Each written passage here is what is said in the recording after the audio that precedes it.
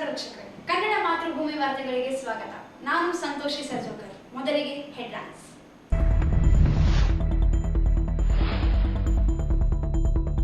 ಜನವರಿ 21ರಂದು ಬೆಳಗಾವಿಯಲ್ಲಿ ಕಾಂಗ್ರೆಸ್ ಅಧಿವೇಶನದಲ್ಲಿ ಶತಮಾನೋತ್ಸವ. ಪ್ರತಿ ವಿಧಾನಸಭಾ ಕ್ಷೇತ್ರದಿಂದ 100 ಜನ ಭಾಗವಹಿಸಿ. ಡಾಕ್ಟರ್ ಶರಣಪ್ರಕಾಶ್ ಪಾಟೀಲ್.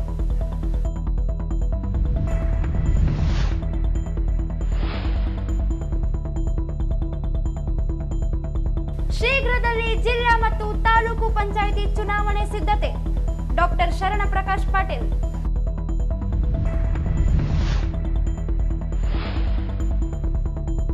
ರಾಹುಲ್ ಗಾಂಧಿ ದೇಶದ ವಿರುದ್ಧವೇ ಹೋರಾಟ ಮಾಡುವುದಾಗಿ ಹೇಳಿರುವುದು ಅವರ ಅಂತರಂಗದಲ್ಲಿರುವುದು ಬಯಲಾಗಿದೆ.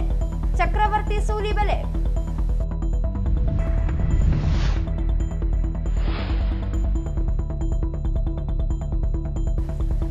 ಮೀರಾಪುರ ಶಾಲಾ ಮಕ್ಕಳಿಂದ ಡಿಸಿ ಮತ್ತು ಗ್ರಾಮೀಣ ಶಾಸಕರಿಗೆ ಬಸ್ ವ್ಯವಸ್ಥೆಗೆ ಮನವಿ.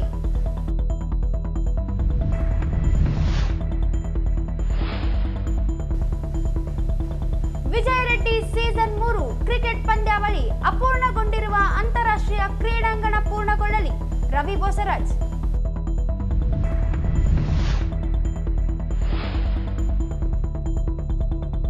ಕನಕಗಿರಿ ಮಾಜಿ ಶಾಸಕ ಬಸವರಾಜ್ ದಡೇಸೂಗೂರಿಂದ ಬಡವರ ಭೂಮಿ ಕಬಳಕೆ ಕ್ರಮಕ್ಕೆ ಸಂದೇಶ್ ಆಗ್ರಹ.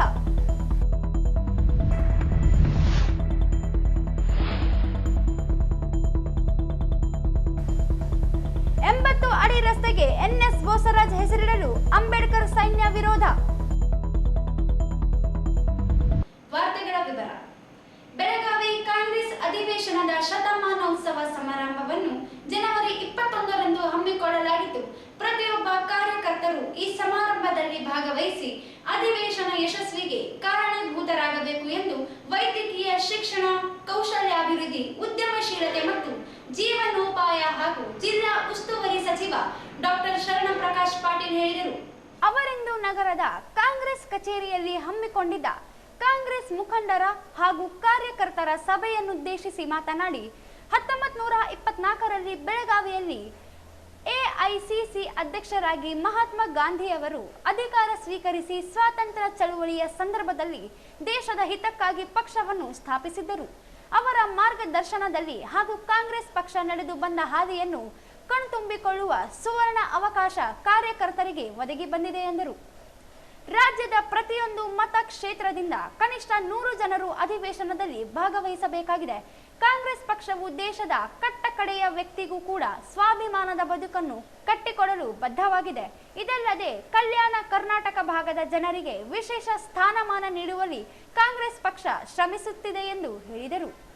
ಕಾಂಗ್ರೆಸ್ ಪಕ್ಷ ಚುನಾವಣೆ ಪೂರ್ವದಲ್ಲಿ ನೀಡಿದ ಭರವಸೆಗಳು, ಪ್ರಣಾಳಿಕೆಗಳನ್ನು ಜಾರಿಗೆ ತರುವ ನಿಟ್ಟಿನಲ್ಲಿ ಕೆಲಸ ಮಾಡುತ್ತಿದ್ದು, ಆದರೆ ವಿರೋಧ ಪಕ್ಷಗಳು ಸರ್ಕಾರದ ಮೇಲೆ ಗೂಬೆ ಕೂರಿಸುವ ಕೆಲಸದಲ್ಲಿ ನಿರತವಾಗಿದೆ. ಬಿಜೆಪಿ ಪಕ್ಷ ಸಂವಿಧಾನ ವಿರೋಧಿ ನೀತಿಯನ್ನು ಅನುಸರಿಸುತ್ತದೆ. ಪಾರ್ಲಿಮೆಂಟ್ನಲ್ಲಿ ಸಂವಿಧಾನ ಹಾಗೂ ಅಂಬೇಡ್ಕರ್ ಅವರ ಬಗ್ಗೆ ಹಗುರವಾಗಿ ಮಾತನಾಡಿದ ಕೇಂದ್ರ ಗೃಹ ಸಚಿವ ಅಮಿತ್ ಶಾ ಹೇಳಿಕೆ ಆ ಸಂದರ್ಭದ ಹೇಳಿಕೆಯಲ್ಲ, ಸಾಕಷ್ಟು ವರ್ಷಗಳಿಂದ ಮನಸ್ಸಿನಲ್ಲಿಟ್ಟುಕೊಂಡಿದ್ದ ಮಾತುಗಳಾಗಿವೆ ಎಂದು ಹೇಳಿದರು. ನಾವು ಇದನ್ನು ಅನುಷ್ಠಾನಗೊಳಿಸಲಿಕ್ಕೆ ಪ್ರಯತ್ನ ಮಾಡ್ತಾ ಇದ್ದೀವಿ. ಕಾರ್ಯಕರ್ತರು ವಿಶೇಷವಾಗಿ ನಮ್ಮ ಬೋಸರಾಜ್ ಅವರು ಹೇಳಿದಾಗೆ ಬಹಳ ವಿಳಂಬ ಆಯಿತು ನಮ್ಮ ಈ ಚುನಾವಣೆ, ಯಾವುದಂದ್ರೆ ಸ್ಥಳೀಯ ಚುನಾವಣೆಗಳು. ಕಾಂಗ್ರೆಸ್ ಪಕ್ಷ ಅಧಿಕಾರ ವಿಕೇಂದ್ರೀಕರಣದಲ್ಲಿ ವಿಶ್ವಾಸ ಇಟ್ಟಿರ್ತಕ್ಕಂಥ ಪಕ್ಷ. ಹಾಗಾಗಿ ನಾವು 73-74ನೇ ತಿದ್ದುಪಡಿ ರಾಜೀವ್ ಗಾಂಧಿ ಅವರ ಕನಸಾಗಿ ಅಧಿಕಾರ ಗ್ರಾಮೀಣ ಪ್ರದೇಶದಲ್ಲಿ ಇರ್ತಕ್ಕಂಥ ಸಾಮಾನ್ಯ ಜನರ ಕೈಯಲ್ಲಿ ಇರಬೇಕು ಅಂತಕ್ಕಂಥ ಉದ್ದೇಶದಿಂದ ಮಾನ್ಯ ಮುಖ್ಯಮಂತ್ರಿಗಳ ಜೊತೆ ನಾವು ಚರ್ಚೆ ಮಾಡುವಾಗ ಹೇಳಿದ್ದಾರೆ.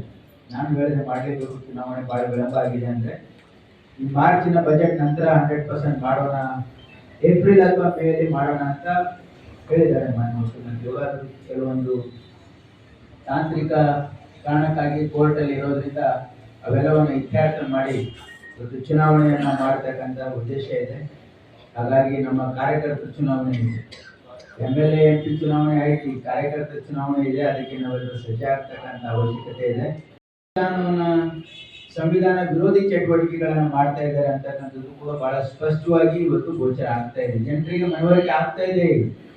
ಯಾಕಂದ್ರೆ ಅವ್ರು ಬಹಳ ಆಗ್ತಾ ಇದೆ. ಪಾರ್ಲಿಮೆಂಟ್ನಲ್ಲಿ ಅಮಿತ್ ಶಾ ಅವರು ಹೇಳಿರ್ತಕ್ಕಂಥ ಮಾತು ಅದು ಯಾವುದೋ ಹಾಗೆಯೇ ಬಂದಿರ್ತಕ್ಕಂಥ ಮಾತಲ್ಲ. ಅದು ಅವರ ಮನಸ್ಸಿನಲ್ಲಿ ಬಹಳ ವರ್ಷಗಳಿಂದ ಆಳವಾಗಿರ್ತಕ್ಕಂಥ ಮಾತು ಹೊರಗೆ ಬಂದಿದೆ. ಅಂದ್ರೆ ಅವರಿಗೆ ಎಷ್ಟು ದ್ವೇಷ ಕಾಡ್ತಾ ಇದ್ದಾರೆ ಅವರು. ಡಾಕ್ಟರ್ ಬಾಬಾ ಸಾಹೇಬ್ ಅಂಬೇಡ್ಕರ್ ಅವರನ್ನ ಸಹಿಸಿಕೊಳ್ಳಕ್ಕಾಗದೇ ಇರ್ತಕ್ಕಂಥ ಮನೋವಾದಿಗಳು ಇವತ್ತು ದೇಶವನ್ನು ಆಳ್ತಾ ಇದ್ದಾರೆ ಅಂತಕ್ಕಂಥದ್ದು ಇವತ್ತು ಇಡೀ ದೇಶದ ಜನರಿಗೆ ಗೊತ್ತಾಗಿದೆ. ಏನಂದ್ರೆ ಅವರಿಗೆ ಯಾವ ರೀತಿ ಡಾಕ್ಟರ್ ಬಾಬಾ ಸಾಹೇಬ್ ಅಂಬೇಡ್ಕರ್ ಅವರಿಗೆ ಮತ್ತು ಸಂವಿಧಾನಕ್ಕೆ ಮತ್ತು ಈ ದೇಶದ ಜನರಿಗೆ ಅಪಮಾನ ಅವರು ಮಾಡಿದ್ದಾರೆ ಅಂತಕ್ಕಂಥದ್ದು. ಹಾಗಾಗಿ ಇದರ ಪಾಠ ಇವತ್ತು ಖಂಡಿತವಾಗಿ ಈ ದೇಶದ ಜನ ಬಿಜೆಪಿ ನಾಯಕರಿಗೆ. ಇದೇ ವೇಳೆ ಸಣ್ಣ ನೀರಾವರಿ ವಿಜ್ಞಾನ ಮತ್ತು ತಂತ್ರಜ್ಞಾನ ಸಚಿವ ಎನ್.ಎಸ್. ಬೋಸರಾಜು ಮಾತನಾಡಿ, ಮಹಾತ್ಮ ಗಾಂಧಿ ಅಧ್ಯಕ್ಷತೆ ವಹಿಸಿದ್ದ 1924ರ ಬೆಳಗಾವಿ ಸಮಾವೇಶಕ್ಕೆ 100 ವರ್ಷ ಪೂರೈಸಿದ ಹಿನ್ನೆಲೆಯಲ್ಲಿ ಕಾಂಗ್ರೆಸ್ ಪಕ್ಷ ಜೈ ಬಾಪು, ಜೈ ಭೀಮ್, ಜೈ ಸಂವಿಧಾನ ಎಂಬ ರಾಷ್ಟ್ರೀಯ ಮಟ್ಟದ ಸಮಾವೇಶವನ್ನು ಬೆಳಗಾವಿಯಲ್ಲಿ ಜನವರಿ 21ರಂದು ಆಯೋಜಿಸಲಾಗಿದೆ. ಈ ಕಾರ್ಯಕ್ರಮವನ್ನು ಎಲ್ಲರೂ ಭಾಗವಹಿಸುವ ಮೂಲಕ ಯಶಸ್ವಿಗೊಳಿಸಬೇಕೆಂದು ತಿಳಿಸಿದರು. ಹಾಕಿಕೊಂಡಿದ್ರೆ ಆ ದಿಶೆಯಲ್ಲಿ ನಾವು ಸಹಿತ ನಮ್ಮ ಪ್ರಯತ್ನ ಮಾಡಬೇಕು. ಅದ್ರ ಜೊತೆಯಲ್ಲಿ ಈಗ ಬರುವಂಥ ಮಾರ್ಚ್ ಏಪ್ರಿಲ್ ಬಜೆಟ್ ಕೂಡ ಜಿಲ್ಲಾ ಪಂಚಾಯತ್ ತಾಲೂಕು ಬಜೆಟ್ 100% ಘೋಷಣೆ ಆಗ್ತಕ್ಕಂಥದ್ದು ಈಗಾಗಲೇ ರಿಸರ್ವೇಷನ್ ಫಿಕ್ಸ್ ಮಾಡುವಂಥ ಒಂದು ಪ್ರಕ್ರಿಯೆ ಪ್ರಾರಂಭವಾಗಿದೆ. ಆ ದಿಶೆಯಲ್ಲಿ ಮುಖ್ಯಮಂತ್ರಿಗಳು ಈಗಾಗಲೇ ಎಲ್ಲ ಸಚಿವರಿಗೆ ಪಕ್ಷಗಳು ಸಹಿತ ಸೂಚನೆ ಕೊಟ್ಟಿದ್ದಾರೆ. ಆ ದಿಶೆಯಲ್ಲಿ ಸಹಿತ ಸಂಘಟನಾ ಕೂತ್ಕೊಂಡು ಕಾರ್ಯಕ್ರಮದಲ್ಲಿ ಬರುವಂಥ ಚುನಾವಣೆಗಳಿಗೆ ಎಲ್ಲ ಯಶಸ್ವಿಯಾಗತಕ್ಕಂಥ ಪ್ರಯತ್ನಕ್ಕೆ ತಮ್ಮೆಲ್ಲರ ಸಹಕಾರ ಬೇಕಾದ ಮಾತಿನ ತಂದಲ್ಲಿ ಹೇಳಿ 21ನೇ ತಾರೀಕು ನಾವೆಲ್ಲ ತಪ್ಪದೆ ಆ ಕಾರ್ಯಕ್ರಮದಲ್ಲಿ 12 ಗಂಟೆಗೆ ನಾವು ಇರಬೇಕು. ಲೇಟಾಗಿ ಬರೋದು ಬೇಡ ಅಂತ ಹೇಳಿ ಬಂದಾಗ ಡಿಸೆಂಬರ್ 80,000 ಸೇರ್ಸ್ ಆಗ್ತಾಯಿದೆ. ಸುಮಾರು 2 ಲಕ್ಷ 8 ಜಿಲ್ಲೆಗಳ ಸುತ್ತಿರ್ತಕ್ಕಂಥ ಗುಡಿದಾರ ಬಾಗಲಕೋಟ ಬಿಜೆಪಿ ಎಲ್ಲ ಕಡೆ ಎಲ್ಲ ಜನರು ಜಾಸ್ತಿ ಜನರು ಯಾರು ಎಷ್ಟು ಉಳಿತಕ್ಕಂಥ ಸಿದ್ಧತೆಯನ್ನೆಲ್ಲ ಅವರು ಸುಜೀವರಗಳೆಲ್ಲ ನೇರವಾಗಿ ಎಮ್ಮೆಲ್ಎಗಳು ಮಾಜಿ ಎಮ್ಮೆಲ್ಎಗಳನ್ನ ಕಳಿಸಿ ಜಿಲ್ಲಾಧ್ಯಕ್ಷರೆಲ್ಲ ಕರೆದುಕೊಂಡಿದ್ದಾರೆ. ಸೊ ಉಳಿದಂಥ ಪ್ರದೇಶದಿಂದ ಒಟ್ಟಾರೆ 224 ಕ್ಷೇತ್ರದಿಂದ ಜನ ಬರೋದ್ರಿಂದ ಆ ಸಮಯಕ್ಕೆ ಸರಿಯಾಗಿ ಬಂದು ನಾಯಕರು ಬರೋದ್ರಿಂದ ನಾವು ಅಲ್ಲಿ ಕೂಡಬೇಕು. 2 ತಾಸು ಕಾರ್ಯಕ್ರಮ ಮುಗಿಸಿ 3 ಗಂಟೆಗಳ ಕಾರ್ಯಕ್ರಮ ಮುಗಿಸ್ತೀವಿ ಅಂತ ಹೇಳಿ ಸೊ ಆ ದಿಶೆಯಲ್ಲಿ ತಾವೆಲ್ಲರೂ ಬರಬೇಕು ಮತ್ತು ಸಾಕಷ್ಟು ಮಾತಾಡಿದ ಹೇಳಿ. ವಿಧಾನ ಪರಿಷತ್ ಸದಸ್ಯ ಎ ವಸಂತ್ ಕುಮಾರ್ ಮಾತನಾಡಿ, ಕಾಂಗ್ರೆಸ್ ಅಧಿವೇಶನ ಕಲ್ಯಾಣ ಕರ್ನಾಟಕ ಭಾಗದ ಕಾಂಗ್ರೆಸ್ ಕಾರ್ಯಕರ್ತರಿಗೆ ವಿಶೇಷವಾದ ಹಾಗೂ ಸಂಭ್ರಮದ ಕಾರ್ಯಕ್ರಮವಾಗಿದ್ದು, 100 ವರ್ಷಗಳ ಹಿಂದೆ ಕೇವಲ ಮಹಾತ್ಮ ಗಾಂಧಿ ಮಾತ್ರವಲ್ಲ, ಡಾಕ್ಟರ್ ಬಿ.ಆರ್. ಅಂಬೇಡ್ಕರ್ ಅವರು ಕೂಡ ಖಾಸಗಿ ಕಾರ್ಯಕ್ರಮದ ನಿಮಿತ್ತ ಅಲ್ಲಿಗೆ ಭೇಟಿ ನೀಡಿದರು. ಆ 21ರಂದು ನಡೆಯುವ ಅಧಿವೇಶನ ಇತಿಹಾಸದ ಭಾಗವಾಗಬೇಕಾಗಿದೆ ಎಂದು ತಿಳಿಸಿದರು. ಬೆಳಗಾವಿಯಲ್ಲಿ ನಡೆಯುವಂತಹ ಕಾರ್ಯಕ್ರಮ ಒಂದು ಐತಿಹಾಸಿಕವಾದಂಥ ಕಾರ್ಯಕ್ರಮ. ಅದು ಒಂದು ಇತಿಹಾಸದ ಪುಟಗಳಲ್ಲಿ ಸೇರುವಂತಹ ಒಂದು ದೊಡ್ಡ ಮಟ್ಟದ ಕಾರ್ಯಕ್ರಮ. ಅಲ್ಲಿಂದ ಇಡೀ ದೇಶಕ್ಕೆ ಒಂದು ಹೊಸ ಸಂದೇಶವನ್ನ ನೀಡಬೇಕು ಎನ್ನುವಂಥ ಹಿನ್ನೆಲೆಯಲ್ಲಿ ಆ ಕಾರ್ಯಕ್ರಮವನ್ನು ಬೃಹತ್ ಮಟ್ಟದಲ್ಲಿ ಕಾಂಗ್ರೆಸ್ ಪಕ್ಷ ಆಯೋಜನೆ ಮಾಡಿದೆ. ಆ ಹಿನ್ನೆಲೆಯಲ್ಲಿ ರಾಜ್ಯದ ಎಲ್ಲ ಮೂಲೆಗಳಿಂದ ಕೂಡ ಎಲ್ಲ ಭಾಗಗಳಿಂದ ಕೂಡ ಕಾರ್ಯಕರ್ತರು ಮುಖಂಡರು ಸಮಾವೇಶದಲ್ಲಿ ತಪ್ಪದೇ ಭಾಗವಹಿಸಬೇಕು ಅನ್ನುವಂಥ ಹಿನ್ನೆಲೆಯಲ್ಲಿ ಇವತ್ತು ಪೂರ್ವಭಾವಿ ಸಭೆಗಳನ್ನು ಇಡೀ ರಾಜ್ಯದ ಎಲ್ಲ ಜಿಲ್ಲೆಗಳಲ್ಲಿಯೂ ಎಲ್ಲ ಮತ್ತು ಕೇಂದ್ರ ಸ್ಥಾನಗಳಲ್ಲಿ ಈ ಪೂರ್ವಭಾವಿ ಸಭೆಗಳನ್ನು ಈಗಾಗಲೇ ಗುಲ್ಬರ್ಗದಲ್ಲಿ ಆಯೋಜಿಸಲಾಗಿದೆ, ಬೀದರ್ನಲ್ಲಾಗಿದೆ ಮತ್ತು ಯಾದಗಿರಿಯಲ್ಲಾಗಿದೆ, ಕೊಪ್ಪಳದಲ್ಲಾಗಿದೆ. ಇವತ್ತು ರಾಯಚೂರಿನಲ್ಲಿ ಸಭೆಯನ್ನು ಇವತ್ತು ನಾವು ಆಯೋಜಿಸಲಾಗಿದೆ. ಸ್ನೇಹಿತರು, ಈಗಾಗಲೇ ತಮಗೆ ಗೊತ್ತಿರುವಂತೆ ಆ ಸಮಾವೇಶದಲ್ಲಿ ಪ್ರತಿ ಅಸೆಂಬ್ಲಿ ಕಾನ್ಸ್ಟಿಟ್ಯೂನ್ಸಿಯಿಂದ ಕನಿಷ್ಠ ಪಕ್ಷ 100 ಮಂದಿ 100 ಮುಖಂಡರು, ಬ್ಲಾಕ್ ಕಾಂಗ್ರೆಸ್ ಅಧ್ಯಕ್ಷರು, ಮುಂಚೂಣಿ ಜಿಲ್ಲಾ ಅಧ್ಯಕ್ಷರು, ಯುವ ಕಾಂಗ್ರೆಸ್, ಮಹಿಳಾ ಕಾಂಗ್ರೆಸ್ ಮತ್ತು ಏನು ಸ್ಥಳೀಯ ಸಂಸ್ಥೆಗಳ ತಾಲೂಕು ಪಂಚಾಯತ್, ಜಿಲ್ಲಾ ಪಂಚಾಯತ್ ಮಾಜಿ ಸದಸ್ಯರುಗಳು, ಇನ್ನಿತರ ಚುನಾಯಿತ ಪ್ರತಿನಿಧಿಗಳು ಆ ಸಭೆಯಲ್ಲಿ ಭಾಗವಹಿಸಬೇಕೆನ್ನುವಂಥ ಒಂದು ಸೂಚನೆಯನ್ನ ಕೆಪಿಸಿಸಿ ವತಿಯಿಂದ ಎಲ್ಲ ಶಾಸಕರಿಗೆ ಮಾಡಿದ್ದಾರೆ. ಈ ಸಂದರ್ಭದಲ್ಲಿ ಗ್ರಾಮೀಣ ಶಾಸಕ ಬಸನಗೌಡ ದದ್ದಲ್, ಕಾಂಗ್ರೆಸ್ ಜಿಲ್ಲಾಧ್ಯಕ್ಷ ಬಸವರಾಜ್ ಪಾಟೀಲ್ ಇಟಗಿ, ಮಾಜಿ ಶಾಸಕ ಡಿಎಸ್ ಹುಲಗೇರಿ, ಕೆಪಿಸಿಸಿ ಸದಸ್ಯ ಕೆ ಶಾಂತಪ್ಪ, ಹಿರಿಯ ನಗರಸಭೆ ಸದಸ್ಯ ಜಯಣ್ಣ, ಪಾಲಿಕೆ ಉಪಾಧ್ಯಕ್ಷ ಸಾಜಿದ್ ಸಮೀರ್, ಜಿಲ್ಲಾ ಮಹಿಳಾ ಕಾಂಗ್ರೆಸ್ ಅಧ್ಯಕ್ಷೆ ನಾಗವೇಣಿ ಪಾಟೀಲ್, ಅಮರೇಗೌಡ ಹಂಚಿನಾಳ್ ಸೇರಿದಂತೆ ಪಕ್ಷದ ಹಿರಿಯ ಮುಖಂಡರು, ಕಾರ್ಯಕರ್ತರು ಉಪಸ್ಥಿತರಿದ್ದರು. ರಾಜ್ಯದಲ್ಲಿ ಸ್ಥಳೀಯ ಸಂಸ್ಥೆಗಳ ಚುನಾವಣೆ ಬಹಳಷ್ಟು ವಿಳಂಬವಾಗಿದೆ. ಈ ಬಗ್ಗೆ ಸಿಎಂ ಅವರೊಂದಿಗೆ ಚರ್ಚಿಸಲಾಗಿದ್ದು, ಸ್ಥಳೀಯ ಸಂಸ್ಥೆಗಳ ಚುನಾವಣೆಗಳನ್ನು ಏಪ್ರಿಲ್ ಅಥವಾ ಮೇ ತಿಂಗಳಿನಲ್ಲಿ ನಡೆಸುವ ಬಗ್ಗೆ ತೀರ್ಮಾನ ಕೈಗೊಳ್ಳಲಾಗುವುದು ಎಂದು ವೈದ್ಯಕೀಯ ಶಿಕ್ಷಣ, ಕೌಶಲ್ಯಾಭಿವೃದ್ಧಿ, ಉದ್ಯಮಶೀಲತೆ ಮತ್ತು ಜೀವನೋಪಾಯ ಹಾಗೂ ಜಿಲ್ಲಾ ಉಸ್ತುವಾರಿ ಸಚಿವ ಡಾಕ್ಟರ್ ಶರಣಪ್ರಕಾಶ್ ಪಾಟೀಲ್ ಹೇಳಿದರು.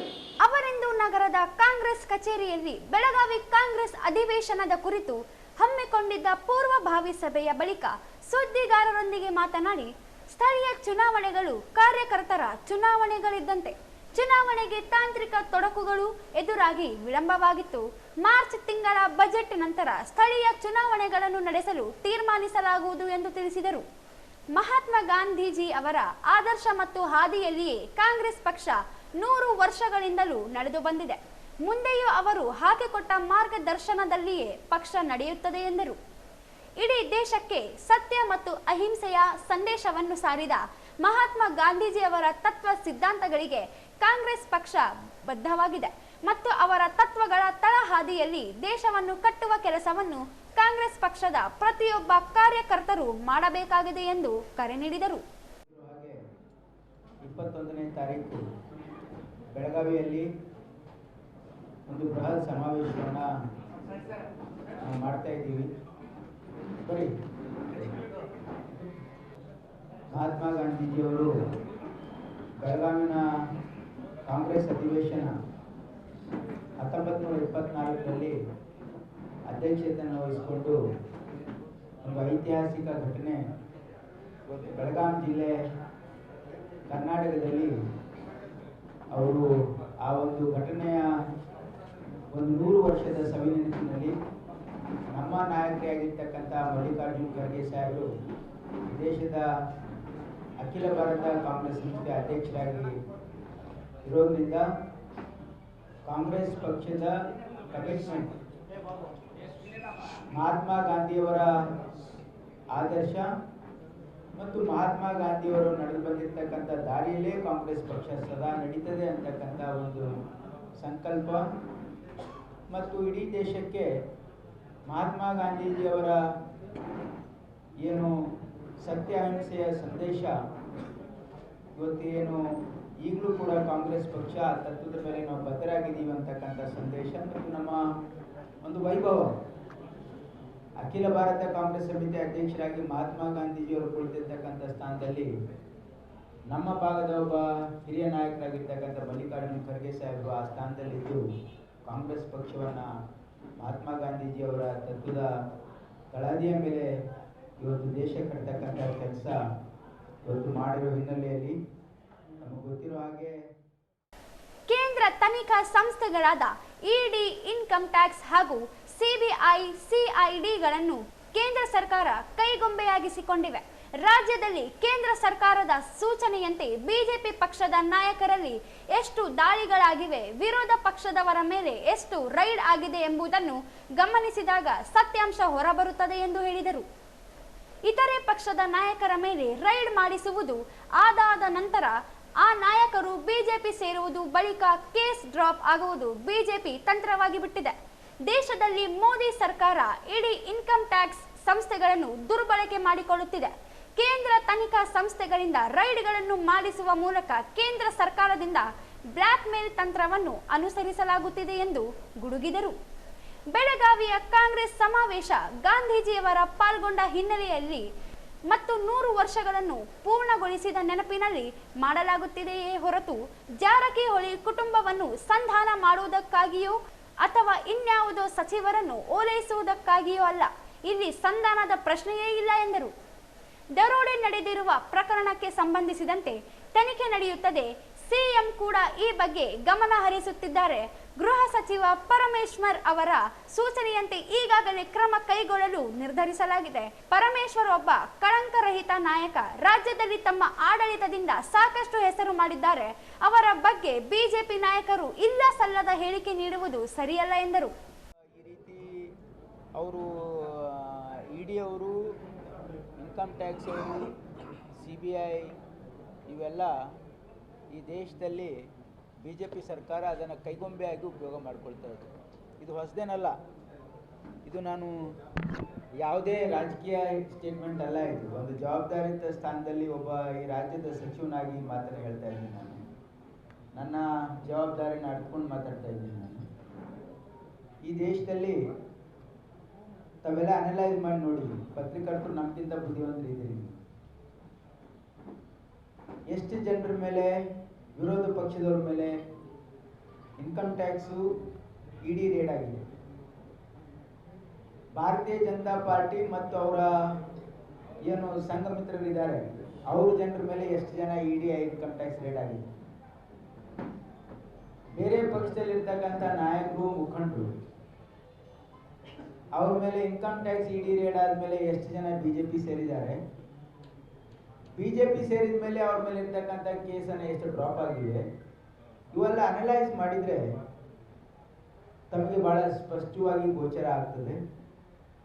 ಈ ದೇಶದಲ್ಲಿ ಮೋದಿ ಸರ್ಕಾರ ED, ಇನ್ಕಮ್ ಟ್ಯಾಕ್ಸ್, CBIಯನ್ನು ತನ್ನ ಕೈಗೊಂಬೆಯಾಗಿ ರಾಜಕೀಯ ದುರುದ್ದೇಶದಿಂದ ದುರ್ಬಳಕೆ ಮಾಡ್ಕೊಳ್ತಾ ಇದೆ ಅಂತ ಅನ್ನೋದಕ್ಕೆ ಬಹಳ ಸ್ಪಷ್ಟವಾಗಿ ಇವತ್ತು ತಮಗೂ ಕೂಡ ಅರ್ಥ ಆಗ್ತದೆ.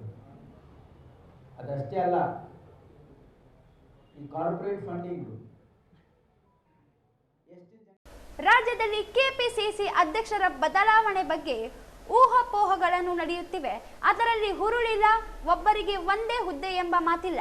ಉಪಮುಖ್ಯಮಂತ್ರಿ DK ಶಿವಕುಮಾರ್ ಅವರು ಅಧ್ಯಕ್ಷರಾಗಿ ಉತ್ತಮವಾಗಿ ಪಕ್ಷ ಸಂಘಟನೆಯ ಕೆಲಸ ಮಾಡುತ್ತಿದ್ದಾರೆ ಎಂದರು. ಈ ಸಂದರ್ಭದಲ್ಲಿ ಸಣ್ಣ ನೀರಾವರಿ ವಿಜ್ಞಾನ ಮತ್ತು ತಂತ್ರಜ್ಞಾನ ಸಚಿವ NS ಬೋಸರಾಜ್, ಗ್ರಾಮೀಣ ಶಾಸಕ ಬಸನ್ ಗೌಡ ದದ್ದಲ್, ವಿಧಾನ ಪರಿಷತ್ ಸದಸ್ಯ A ವಸಂತಕುಮಾರ್, ಕಾಂಗ್ರೆಸ್ ಜಿಲ್ಲಾಧ್ಯಕ್ಷ ಬಸವರಾಜ್ ಪಾಟೀಲ್ ಇಟಗಿ, ಮಾಜಿ ಶಾಸಕ DS ಹುಲಗೇರಿ, ಕೆಪಿಸಿಸಿ ಸದಸ್ಯ K ಶಾಂತಪ್ಪ, ಹಿರಿಯ ನಗರಸಭೆ ಸದಸ್ಯ ಜಯಣ್ಣ, ಪಾಲಿಕೆ ಉಪಾಧ್ಯಕ್ಷ ಸಾಜಿದ್ ಸಮೀರ್, ಜಿಲ್ಲಾ ಮಹಿಳಾ ಕಾಂಗ್ರೆಸ್ ಅಧ್ಯಕ್ಷೆ ನಾಗವೇಣಿ ಪಾಟೀಲ್, ಅಮರೇಗೌಡ ಹಂಚಿನಾಳ್ ಸೇರಿದಂತೆ ಪಕ್ಷದ ಹಿರಿಯ ಮುಖಂಡರುಗಳು, ಕಾರ್ಯಕರ್ತರು ಉಪಸ್ಥಿತರಿದ್ದರು. ರಾಹುಲ್ ಗಾಂಧಿ ಅವರು ವಿದೇಶದಲ್ಲಿ ಮಾತ್ರವಲ್ಲ, ದೇಶದಲ್ಲಿಯೂ ಭಾರತ ರಾಷ್ಟ್ರ ವಿರುದ್ಧ ಹೋರಾಟ ಮಾಡುವುದಾಗಿ ಹೇಳಿರುವುದು ಶತ್ರು ರಾಷ್ಟ್ರಗಳು ಹೇಳಬೇಕಾದ ಮಾತುಗಳು ಅವರ ಅಂತರಂಗದಿಂದ ಹೊರಬಂದಿದೆ ಎಂದು ಚಿಂತಕ ಚಕ್ರವರ್ತಿ ಸೂಲಿಬೆಲೆ ಹೇಳಿದರು.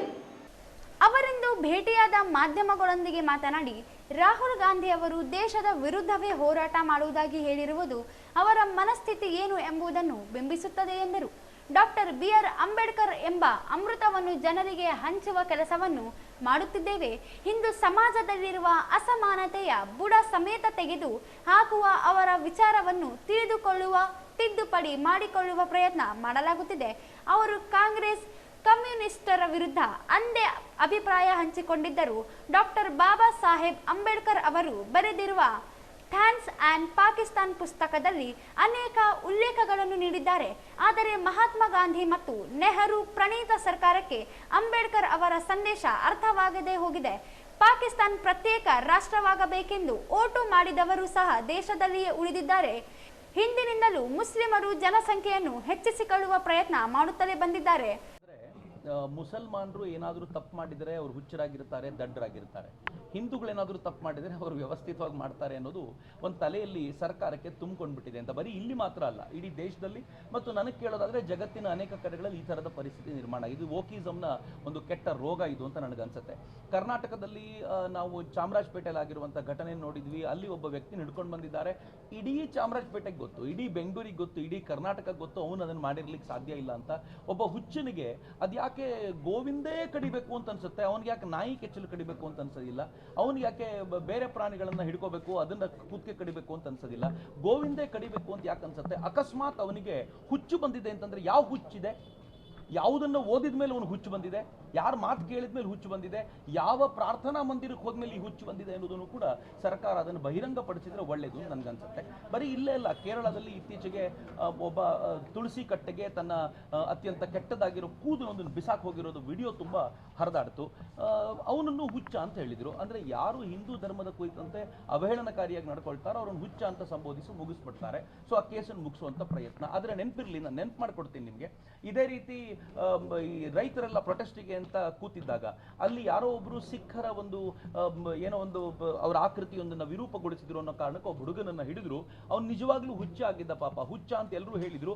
ಅವ್ನು ಹುಚ್ಚ ಅಂತ ಗೊತ್ತಾದ ಮೇಲೂ ಬಡದು ಕೊಂದು ಬಿಸಾಕ್ಬಿಟ್ರು. ಅವ್ನು ಅತ್ಯಂತ ಕೆಟ್ಟದ್ದಾಗಿರುವಂಥ ಕರಾಳವಾಗಿರುವಂಥ ಕೊಲೆ ಆಗಿತ್ತು ಅದು. ಅಂದರೆ ನಿಮ್ಮ ಮತ ಪಂಥಗಳಿಗೆ ಹುಚ್ಚರು ತೊಂದರೆ ಕೊಟ್ಟರು ಅವರನ್ನು ಮರ್ಡರ್ ಮಾಡ್ತೀರಾ, ಆದರೆ ಹಿಂದೂ ಧರ್ಮಕ್ಕೆ, ಹಿಂದೂ ಧರ್ಮದ ಆರಾಧ್ಯ ವಿಚಾರಗಳಿಗೆ ಯಾರಾದರೂ ತೊಂದರೆ ಕೊಟ್ಟಾಗ ನೀವು ಅವ್ರನ್ನ ಹುಚ್ಚರು ಅಂತ ಕರೆದು ಮುಚ್ಚಿಡುವಂಥ ಪ್ರಯತ್ನ ಮಾಡ್ತೀರಾ. ಫೈನಪ್ಪ, ಇದು ಹಿಂದೂಗಳು ದೇವರು ಅಂತ ಕರೀತಾರೆ, ದೇವರು ಅಂತ ಪೂಜಿಸ್ತಾರೆ, ಅದರ ಕೆಚ್ಚಲು ಕಡ್ದಿದ್ದಾರೆ ಅನ್ನೋ ಕಾರಣಕ್ಕೆ ನೀವು ಬೇಜಾರು ಮಾಡ್ಕೊಳ್ದೇ ಇರ್ಬೋದು. ಆದರೆ ಒಂದು ಪ್ರಾಣಿ, ಯಾವ ಪ್ರಾಣಿಯ ಹಾಲನ್ನು ಕುಡಿದು ನಾವೆಲ್ಲ ಬೆಳೆದಿದ್ದೀವೋ ಅದರ ಕೆಚ್ಚಲು ಕೊಯ್ಯುವಂಥ ಮನುಷ್ಯನನ್ನು ನೀವು ಸಮರ್ಥಿಸ್ಕೊಳ್ತೀರಾ? ಅವನನ್ನು ಹುಚ್ಚ ಅನ್ನೋ ಕಾರಣಕ್ಕೋಸ್ಕರ ಮಾಡಿದ ಕೆಲಸವನ್ನು ಮತಾಂತರ ಕಟ್ಟಿ ಹಿಡಿದು ಭಯ ಹುಟ್ಟಿಸಿ ಜನಸಂಖ್ಯೆ ಹೆಚ್ಚಿಸುವ ಪ್ರಯತ್ನ ನಡೆಯುತ್ತಿದೆ. ಈಗ ರೋಹಿಂಗ್ ಪಾಕಿಸ್ತಾನ್ಗಳಿಂದ ಬರುವ ಜನರನ್ನು ದೇಶದೊಳಗೆ ಕರೆತರುವ ಪ್ರಯತ್ನ ನಡೆಯುತ್ತಿದೆ ಎಂದರು. ಗೋವುಗಳಿಗೆ ಹಿಂಸೆ ನೀಡಿ ನೋವು ಉಂಟು ಮಾಡುವ ಪ್ರಯತ್ನಗಳು ನಡೆಯುತ್ತಿವೆ. ಮತ್ತೊಬ್ಬರಿಗೆ ನೋವು ಉಂಟು ಮಾಡಿ ಒಳ್ಳೆಯ ಸಮಾಜ ನಿರ್ಮಾಣ ಮಾಡಲು ಹೇಗೆ ಸಾಧ್ಯವೆಂದು ಪ್ರಶ್ನಿಸಿದರು. ತಾಲೂಕಿನ ಜೇಗರ್ಕಲ್ ಮೀರಾಪುರ ಗ್ರಾಮಕ್ಕೆ ಈಗಿರುವ ರಸ್ತೆ ತೀರಾ ಹದಗೆಟ್ಟಿದ್ದು, ಇದರಿಂದ ಈ ಮಾರ್ಗಕ್ಕೆ ಬಸ್ಗಳು ಸರಿಯಾಗಿ ಬಾರದೆ ಶಾಲಾ ಕಾಲೇಜು ವಿದ್ಯಾರ್ಥಿಗಳಿಗೆ ತೊಂದರೆಯಾಗುತ್ತಿದ್ದು, ಕೂಡಲೇ ರಸ್ತೆ ದುರಸ್ತಿಗೆ ಕ್ರಮ ಕೈಗೊಳ್ಳುವಂತೆ ಒತ್ತಾಯಿಸಿ ಮೀರಾಪುರ ಶಾಲಾ ಮಕ್ಕಳಿಂದ ಗ್ರಾಮೀಣ ಶಾಸಕ ಬಸನಗೌಡ ದದ್ದಲ್ ಹಾಗೂ ಜಿಲ್ಲಾಡಳಿತಕ್ಕೆ ಮನವಿ ಸಲ್ಲಿಸಲಾಯಿತು. ನಗರದ ಕಾಂಗ್ರೆಸ್ ಕಚೇರಿಯಲ್ಲಿ ಗ್ರಾಮೀಣ ಶಾಸಕರಿಗೆ ಮನವಿ ಸಲ್ಲಿಸಿ ಮೀರಾಪುರ ಗ್ರಾಮದ ರಸ್ತೆ ಸಂಪೂರ್ಣವಾಗಿ ಹದಗೆಟ್ಟಿದೆ. ಇದರಿಂದ ಗ್ರಾಮಕ್ಕೆ ಸರಿಯಾಗಿ ಬಸ್ ಬರುತ್ತಿಲ್ಲ. ಈ ಬಗ್ಗೆ ಈಗಾಗಲೇ ಲೋಕೋಪಯೋಗಿ ಇಲಾಖೆಗೆ ಮನವಿ ಸಲ್ಲಿಸಲಾಗಿದ್ದು, ಆದರೆ ಈವರೆಗೂ ರಸ್ತೆ ದುರಸ್ತಿ ಬಗ್ಗೆ ಯಾವುದೇ ಕ್ರಮ ಕೈಗೊಂಡಿಲ್ಲ. ಗ್ರಾಮದ ರಸ್ತೆ ಹದಗೆಟ್ಟಿರುವ ಕಾರಣ ದಿನನಿತ್ಯ ಒಂದಲ್ಲ ಒಂದು ಅಪಘಾತ ಸಂಭವಿಸುತ್ತಿದೆ. ಇತ್ತೀಚೆಗೆ ಗರ್ಭಿಣಿಯೊಬ್ಬರು ಆಸ್ಪತ್ರೆಗೆ ತೆರಳುವ ಸಂದರ್ಭದಲ್ಲಿ ಹದಗೆಟ್ಟ ರಸ್ತೆಯಿಂದ ಮಗು ಗರ್ಭದಲ್ಲಿಯೇ ಸಾವನ್ನಪ್ಪಿದ್ದು, ಟ್ರ್ಯಾಕ್ಟರ್ಗಳು ಜಮೀನುಗಳಿಗೆ ಉರುಳಿ ಬೀಳುತ್ತಿವೆ ಎಂದರು. ಕೂಡಲೇ ಸಂಬಂಧಪಟ್ಟ ಇಲಾಖೆಯ ಅಧಿಕಾರಿಗಳಿಗೆ ಗ್ರಾಮದ ರಸ್ತೆಯನ್ನು ದುರಸ್ತಿಗೊಳಿಸುವಂತೆ ಸೂಚನೆ ನೀಡಬೇಕು. ಜೊತೆಗೆ ಗ್ರಾಮಕ್ಕೆ ಶನಿವಾರ ಮತ್ತು ಭಾನುವಾರ ಬಸ್ ಬರುತ್ತಿಲ್ಲ. ಇದರಿಂದ ಶಾಲೆಗೆ ಹೋಗಲು ಸಾಕಷ್ಟು ತೊಂದರೆಯಾಗುತ್ತಿದ್ದು, ಬಸ್ ವ್ಯವಸ್ಥೆಯನ್ನು ಸಮರ್ಪಕವಾಗಿ ಕಲ್ಪಿಸಿಕೊಡುವಂತೆ ಒತ್ತಾಯಿಸಿದರು.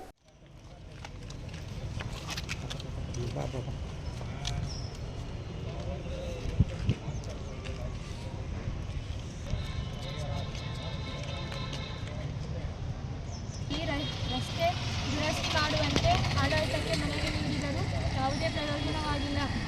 ಆ ಕಾರಣದಿಂದ ಮುಂದುವರೆದ ಜೆ ಮೀರಾಪುರ ಗ್ರಾಮದಿಂದ ರಾಯಚೂರು ನಗರಕ್ಕೆ ಬರುವ ಏಕೈಕ ರಸ್ತೆಯಾದ ಮೀರಾಪುರ ರಾಯಚೂರು ರಸ್ತೆ ಈಗಾಗಲೇ ಜೆ ಮಲ್ಲಾಪುರ ಗ್ರಾಮದವರೆಗೆ ಸುಮಾರು 18 ಕಿಲೋಮೀಟರ್ ಸುಧಾರಿತ ಡಾಂಬರ್ ರಸ್ತೆ ಇದ್ದು, ಇನ್ನುಳಿದ 5-6 ಕಿಲೋಮೀಟರ್ ರಸ್ತೆ ಸುಧಾರಣೆ ಮತ್ತು ಡಾಂಬರೀಕರಣ ಮಾಡುವುದಕ್ಕೆ ಕ್ರಮ ಕೈಗೊಳ್ಳಬೇಕಾಗಿ ತಮ್ಮಲ್ಲಿ ಮನವಿ ಸಲ್ಲಿಸುತ್ತಿದ್ದೇವೆ.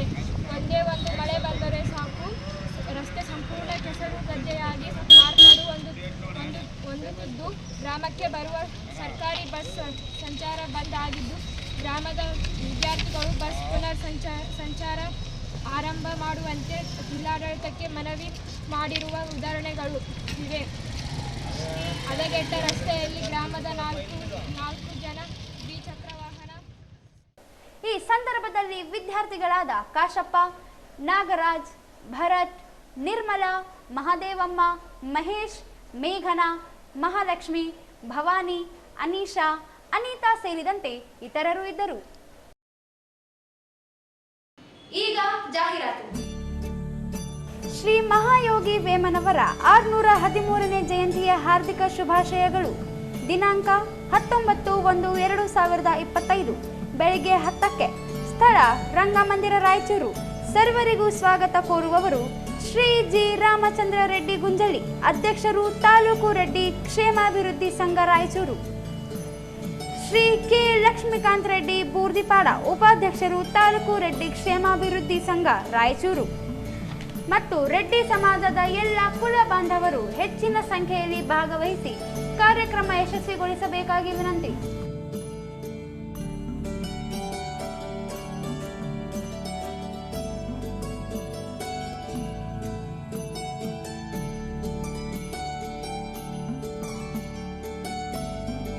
ಜಿಲ್ಲೆಯಲ್ಲಿ ಕ್ರಿಕೆಟ್ ಸ್ಫೂರ್ತಿಯನ್ನು ಮತ್ತಷ್ಟು ಹೆಚ್ಚಿಸಲು ನೆನಗುದಿಗೆ ಬಿದ್ದಿರುವ ಅಂತಾರಾಷ್ಟ್ರೀಯ ಕ್ರೀಡಾಂಗಣ ನಿರ್ಮಾಣವಾಗಿ ಹೊಸ ಪ್ರತಿಭೆಗಳಿಗೆ ವೇದಿಕೆಯಾಗಲಿ ಎಂದು ಕಾಂಗ್ರೆಸ್ ಮುಖಂಡ ರವಿ ಬೋಸರಾಜ್ ಹೇಳಿದರು. ಅವರಿಂದು CT11 ಕ್ರಿಕೆಟ್ ಕ್ಲಬ್ನಿಂದ Vijay Reddy cricket trophy season 3 ಪಂದ್ಯಾವಳಿಗೆ ಚಾಲನೆ ನೀಡಿ ಮಾತನಾಡಿದರು. ಕ್ರಿಕೆಟ್ ತರಬೇತಿದಾರ ವೆಂಕಟ್ ರೆಡ್ಡಿ ಅವರು ಕಳೆದ 16 ವರ್ಷಗಳಿಂದ ಕ್ರಿಕೆಟ್ ತರಬೇತಿದಾರರಾಗಿ ಕಾರ್ಯನಿರ್ವಹಿಸುತ್ತಿದ್ದಾರೆ.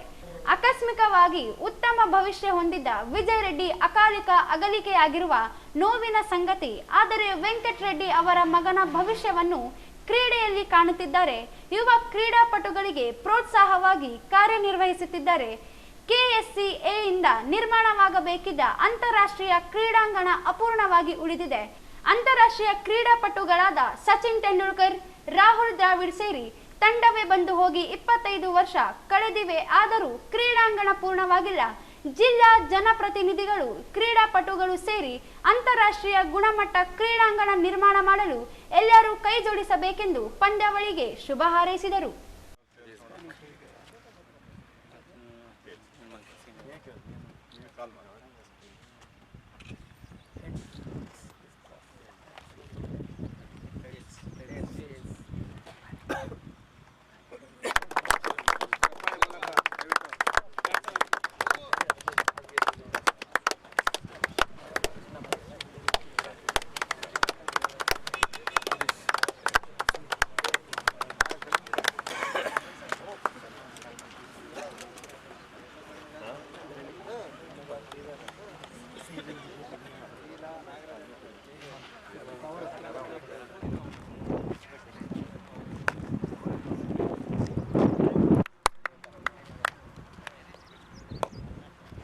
ಹುಲಿನ ಹೊಟ್ಟೆಯಲ್ಲಿ ಯಾವತ್ತೂ ಹುಲಿ ಹುಡ್ತದಂತೆ.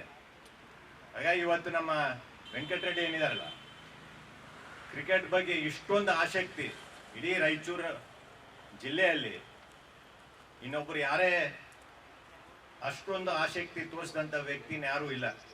ಇವತ್ತು ಆತ ಮಾಡಿದಂಥ ಸೇವೆ ನಾನು ಸುಮಾರು ವರ್ಷಗಳನ್ನು ಒಂದು 20-25 ವರ್ಷ ಏನ್ ರೆಡಿ ಅವನ್ಲೇದ ಟೆನ್ನಿಸ್ ಬಾಲ್ ಕ್ರಿಕೆಟ್ ಟೂರ್ನಮೆಂಟ್ ಇರ್ಬೋದು, ಇನ್ನೊಂದು ಇರ್ಬೋದು, ಯಾವುದೇ ಒಂದು ನಮಗೆ ಆಯೋಜನೆ ಮಾಡಬೇಕು ಅಂತಂದ್ರೆ ಪ್ರಥಮ ವ್ಯಕ್ತಿ ನಮಗೆ ಕಾಣೋದು ಯಾರಂತಂದ್ರೆ ನಮ್ಮ ರೆಡ್ಡಿಯವರು. ಅವ್ರ ಮಗನಾದಂಥ ಬಹಳ ಕ್ರಿಯಾಶಾಲಿ ಇದ್ದ, ಒಂದು ಒಳ್ಳೆ ಭವಿಷ್ಯ ಇಟ್ಕೊಂಡಂತ ವಿಜಯ್ ರೆಡ್ಡಿಯವರು ಆಕಸ್ಮಿಕವಾಗಿ ಒಂದು ಆಕ್ಸಿಡೆಂಟಲ್ಲಿ ತೀರೋದ್ರು. ಅದು ಒಂದು ದುಃಖದ ಸಂಗತಿ ಅದು. ಆದರೆ ಒಂದು ಒಳ್ಳೆ ಭವಿಷ್ಯ ಇತ್ತು. ಆ ಭವಿಷ್ಯನ ಇವತ್ತು ನಿಮ್ಮಲ್ಲಿ ನೋಡ್ತಾ ಇದ್ದಾರೆ. ಯಾರು ವೆಂಕಟರೆಡ್ಡಿ ಅವರು ಏನು ಬೇರೆ ಆ ಪ್ರತಿಮೆಯನ್ನು ತನ್ನ ಮಗನಲ್ಲಿ ನೋಡ್ಬೇಕಾಗಿರೋದನ್ನ ಇವತ್ತು ನಿಮ್ಮಲ್ಲಿ ನೋಡಿ, ನಿಮ್ಮ ಆ ಪ್ರತಿಭೆಯನ್ನ ಎಲ್ಲಿ ರಾಜ್ಯ ಮಟ್ಟದಲ್ಲಿ ಮತ್ತು ದೇಶ ಮಟ್ಟದಲ್ಲಿ ನೋಡ್ಬೇಕಂತ ಒಂದು ಕನಸನ್ನ ಇವತ್ತು ಅವ್ರು ನೋಡ್ತಾ ಇದ್ದಾರೆ. ನಾವೆಲ್ಲರೂ ಸಹಕಾರ ಮಾಡಬೇಕಾಗಿದೆ ಅವರಿಗೆ. ಇಂಥ ಟೂರ್ನಮೆಂಟ್ಗಳಿಗೆ ನಾವೆಲ್ಲರೂ, ಯಾಕಂದರೆ ರಾಯಚೂರಲ್ಲಿ ಎಲ್ಲೋ ಒಂದು ಕಡೆ ಕ್ರೀಡೆ ಬಗ್ಗೆ ಎಷ್ಟು ಬೇರೆ ಕಡೆ ಆಸಕ್ತಿ ಇದೆ, ಅದು ಅಲ್ಲಿ ನಮ್ಮಲ್ಲಿ ಇಲ್ಲ. ಇಷ್ಟೊತ್ತಿಗೆ ನಾವು ಈ ಸ್ಟೇಡಿಯಂ ಆಗ್ಬೇಕಾಯ್ತು ಸರ್, ಇದು ಇಷ್ಟಾಗಿ ಇಲ್ಲಿ ಒಂದು ಇಂಟರ್ನ್ಯಾಷನಲ್ ಕ್ರಿಕೆಟ್ ಟೂರ್ನಮೆಂಟ್ ಆಗ್ಬೇಕಾಯ್ತು. ವಿಧಾನ ಪರಿಷತ್ ಮಾಜಿ ಸದಸ್ಯ ಎನ್ ಶಂಕರಪ್ಪ ಮಾತನಾಡಿ, ಕಳೆದ 3 ವರ್ಷಗಳಿಂದ CT11 cricket club Vijay Reddy ಸ್ಮರಣಾರ್ಥ ಕ್ರಿಕೆಟ್ ಪಂದ್ಯ ಆಯೋಜಿಸುತ್ತಾ ಬಂದಿದೆ. ಯುವ ಪ್ರತಿಭೆಗಳಿಗೆ ಪ್ರೋತ್ಸಾಹ ನೀಡುವ ಕೆಲಸ ಕ್ಲಬ್ ನಿರ್ವಹಿಸುತ್ತಿದೆ. ರಾಜ್ಯ ಮಟ್ಟದಲ್ಲಿ ಅನೇಕ ಕ್ರೀಡಾಪಟುಗಳು ಆಯ್ಕೆಯಾಗಿದ್ದಾರೆ. ಜಗತ್ತಿನಲ್ಲಿ ಕ್ರಿಕೆಟ್ ಪಂದ್ಯದ ಕ್ರೇಜ್ ಹೆಚ್ಚಿದೆ. ಉತ್ತಮ ಕ್ರೀಡಾಪಟುಗಳಿಗೆ ಸಮಾಜವು ಗುರುತಿಸುತ್ತಿದೆ. ಪ್ರೀತಿ ವಿಶ್ವಾಸದಿಂದ ಕ್ರಿಕೆಟ್ ಪಂದ್ಯದಲ್ಲಿ ಭಾಗವಹಿಸುವ ಕ್ರೀಡಾಪಟುಗಳು ಗೆಲುವಿನ ಗುರಿ ಹೊಂದಬೇಕು. ಆದರೆ ಎಲ್ಲರೂ ಗೆಲ್ಲಲು ಆಗುವುದಿಲ್ಲ. ಸೋಲು ಗೆಲುವನ್ನು ಸಮಾನವಾಗಿ ಸ್ವೀಕರಿಸಿ ಕ್ರೀಡಾ ಸ್ಫೂರ್ತಿ ಪ್ರದರ್ಶಿಸಬೇಕೆಂದರು. ಇತ್ತೀಚೆಗೆ ರಾಜ್ಯ ಮಟ್ಟದೊಳಗನು ಒಬ್ಬರು ಯಾರೋ ನನಗನಿಸಿದ ಮಟ್ಟಿಗೆ ನೋಡೀನಿ ಪೇಪರ್ನಲ್ಲಿ, ಯಾರು ವಿದ್ಯಾಧರ್ ಪಾಟೀಲ್ ಅವರು ರಾಜ್ಯಕ್ಕೂ ಸೆಲೆಕ್ಷನ್ ಆಗಿ ಒಳ್ಳೆ ಪ್ರದರ್ಶನ ಮಾಡಿದ್ದಾರೆ. ಮತ್ತು ರೆಡ್ಡಿ ಅವರು ಏನಿದಾರಲ್ಲ ಅದೊಂದು ಇದು ಒಂದು ದಿನನಿತ್ಯ ಪ್ರತಿಯೊಂದೂ ಬೆಳಗ್ಗೆ ನೋಡಿದ ಕೂಡಲೇ ಆ ಎಲ್ವಿಡಿ ಗ್ರೌಂಡ್ನಾಗ ಆತನೇ ಕಾಣಿಸ್ತಾನೆ. ಸಣ್ಣ ಹುಡುಗರ್ಲಿಂದ ಹಿಡ್ಕೊಂಡು ದೊಡ್ಡವರವರೆಗೂ ಅವರಿಗೆ ತರಬೇತಿ ಕೊಡ್ತಕ್ಕಂಥ ಕೆಲಸ ನಮ್ಮ ರೆಡ್ಡಿ ಅವರು ಮಾಡ್ತಾ ಇದ್ದಾರೆ. ಅವರ ಮಗನೇ ಈಗ ಅಕಸ್ಮಾತ್ ಆಗಿ ತೀರ್ಕೊಂಡು ಒಂದು 4 ವರ್ಷ ಆಯಿತು. ಅವರ ಹೆಸರು ಮೇಲೆ ಈ ಟ್ರಾಫಿ ನಡೀತಾ ಇದೆಯಲ್ಲ, ಒಳ್ಳೆ ಕ್ರಿಕೆಟ್ ಪಟು ಇದ್ದ. ಈ ಕ್ರಿಕೆಟ್ ಇವತ್ತು ಜಗತ್ತಿನಲ್ಲೇ ಅತ್ಯಂತ ಪ್ರಸಿದ್ಧವಾಗಿರ್ತಕ್ಕಂಥ ಆಟ ಆಗಿದೆ. ಕ್ರಿಕೆಟ್ನಲ್ಲಿ ತೇರ್ಗಡೆ ಆಗಿರ್ತಕ್ಕಂಥ ವ್ಯಕ್ತಿಗಳನ್ನು ಇಡೀ ಸಮಾಜ ಗುರುತಿಸ್ತದೆ. ಯಾರು ಬೇರೆಯವ್ರನ್ನ ಅಷ್ಟು ಬೇಗ ಗುರ್ತಿಡೋದಿಲ್ಲ.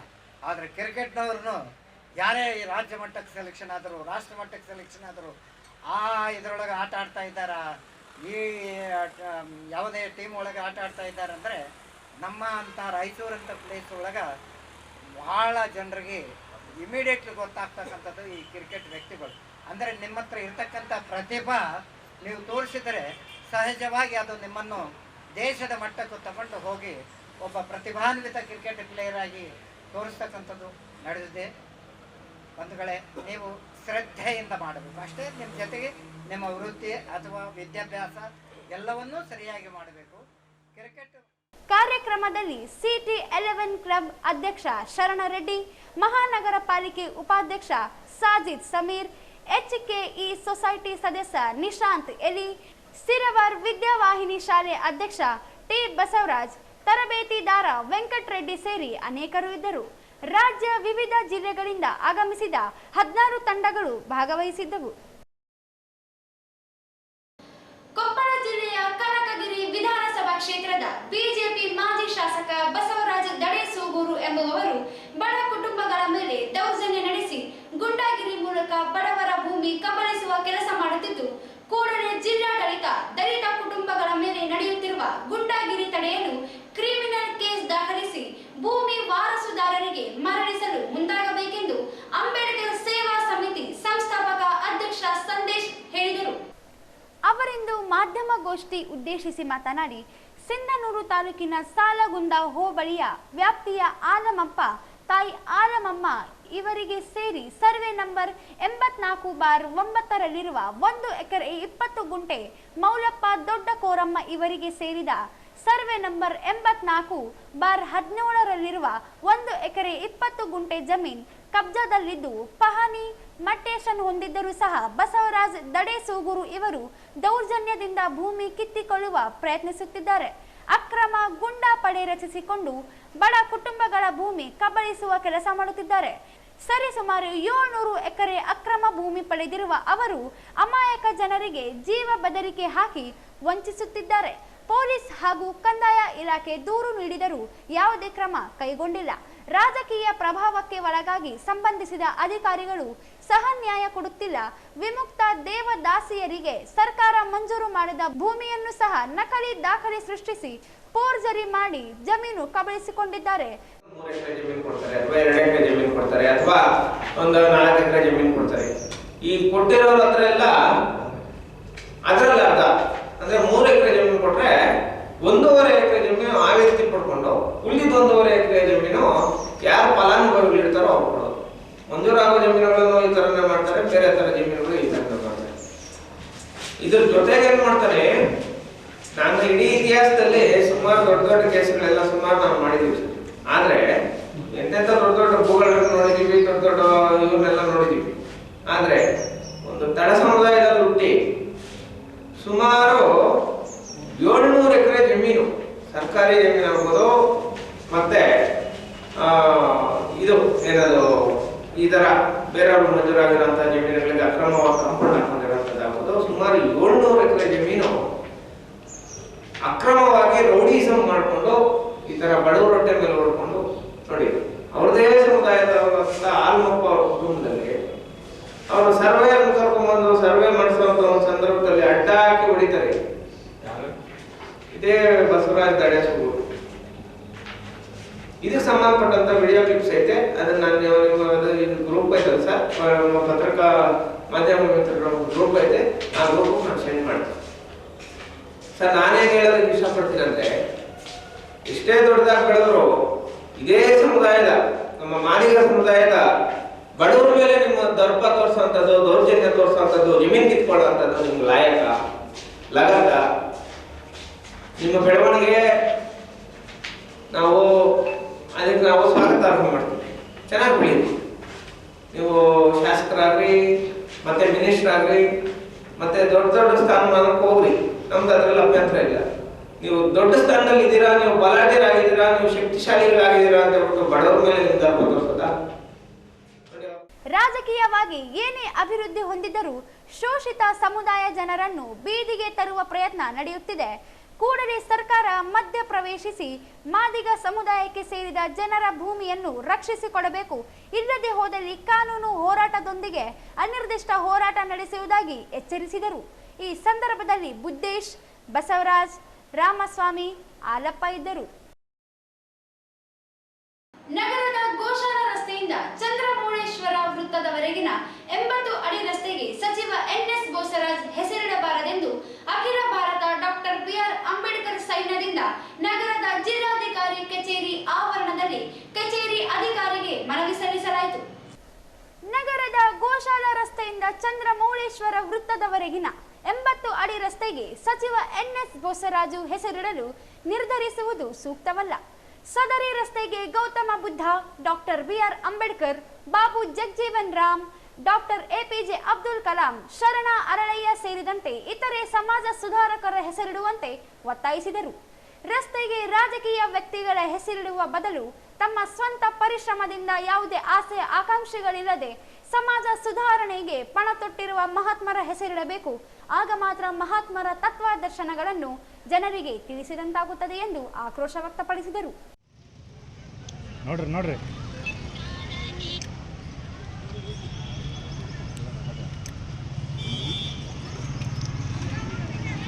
ಚಂದ್ರಮೌಳೇಶ್ವರ 80 ಅಡಿ ರಸ್ತೆ ಎನ್ಎಸ್ ಬೋಸರಾಜ್ ಹೆಸರು ಇಡಬಾರದೆಂದು ನಮ್ಮ ಸಂಘವು ಒತ್ತಾಯ.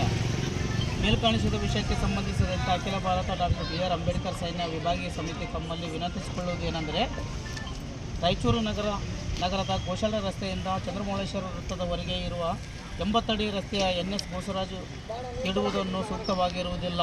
ಸದರಿ ರಸ್ತೆಗೆ ಗೌತಮ್ ಬುದ್ಧ, ಡಾಕ್ಟರ್ ಬಿಆರ್ ಅಂಬೇಡ್ಕರ್ ಹಾಗೂ ಡಾಕ್ಟರ್ ಬಾಬು ಜಗಜೀವನ್ ರಾವು ಹಾಗೂ ಡಾಕ್ಟರ್ ಎಪಿಜೆ ಅಬ್ದುಲ್ ಕಲಾಮು ಹಾಗೂ ಶ್ರೀ ಶರಣ ಅರಳಯ್ಯ ಹೀಗೆ ಅನೇಕ ಸಮಾಜ ಸುಧಾರಕರು ಹೆಸರಿಡಲು ನಮ್ಮ ಸಂಘವು ಅಲ್ಲದೆ ಇಡೀ ಸಾರ್ವಜನಿಕ ಆಸಕ್ತಿಕರ ವಿಷಯವಾಗಿರುತ್ತದೆ.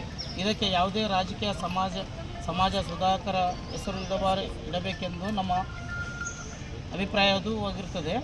ಇದರಿಂದ ಸಮಾಜ ಮೈಗೊಳ್ಳುವಂತಾಗಿರಬೇಕು. ಈ ವಿಷಯ ಕುರಿತು ನಗರದ ರಾಜಕೀಯ ಈ ಸಂದರ್ಭದಲ್ಲಿ ವಿಭಾಗೀಯ ಅಧ್ಯಕ್ಷ ಹನುಮಂತ, ಮಾರಪ್ಪ, ನರಸಿಂಹಲು ತಳವಾರ್, ಎಸ್ಕೆ ಗೌಸ್, ರಾಜು, ಬೋಳಬಂಡಿ, ವೀರೇಶ್, ಅಂಜಿ, ಮಲ್ಲಿಕಾರ್ಜುನ್ ಸೇರಿದಂತೆ ಇತರರು ಇದ್ದರು. ಕೊನೆಯಲ್ಲಿ ಮತ್ತೊಮ್ಮೆ ಹೆಡ್ಲೈನ್ಸ್.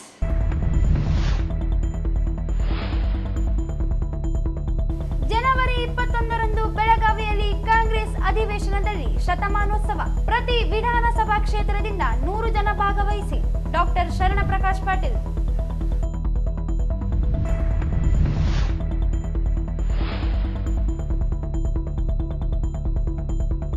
ಶೀಘ್ರದಲ್ಲಿ ಜಿಲ್ಲಾ ಮತ್ತು ತಾಲೂಕು ಪಂಚಾಯಿತಿ ಚುನಾವಣೆ ಸಿದ್ಧತೆ. ಡಾಕ್ಟರ್ ಶರಣ ಪ್ರಕಾಶ್ ಪಾಟೀಲ್.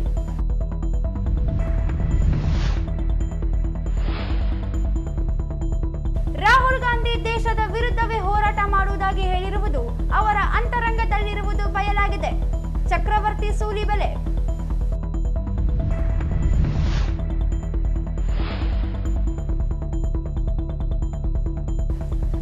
ಮೀರಾಪುರ ಶಾಲಾ ಮಕ್ಕಳಿಂದ ಡಿಸಿ ಮತ್ತು ಗ್ರಾಮೀಣ ಶಾಸಕರಿಗೆ ಬಸ್ ವ್ಯವಸ್ಥೆಗೆ ಮನವಿ.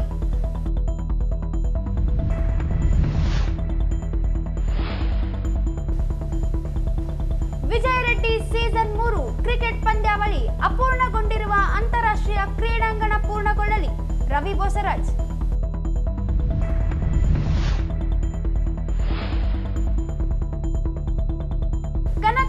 ಮಾಜಿ ಶಾಸಕ ಬಸವರಾಜ ದಡೇಸೂಗೂರಿಂದ ಬಡವರ ಭೂಮಿ ಕಬಳಕೆ ಕ್ರಮಕ್ಕೆ ಸಂದೇಶ್ ಆಗ್ರಹ.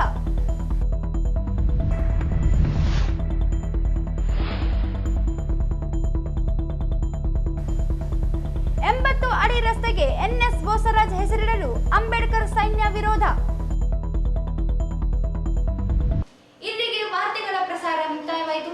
ಮುಂದಿನ ವಾರ್ತೆಗಳೊಂದಿಗೆ ಮತ್ತೆ ಭೇಟಿಯಾಗೋಣ. ವಂದನೆಗಳು.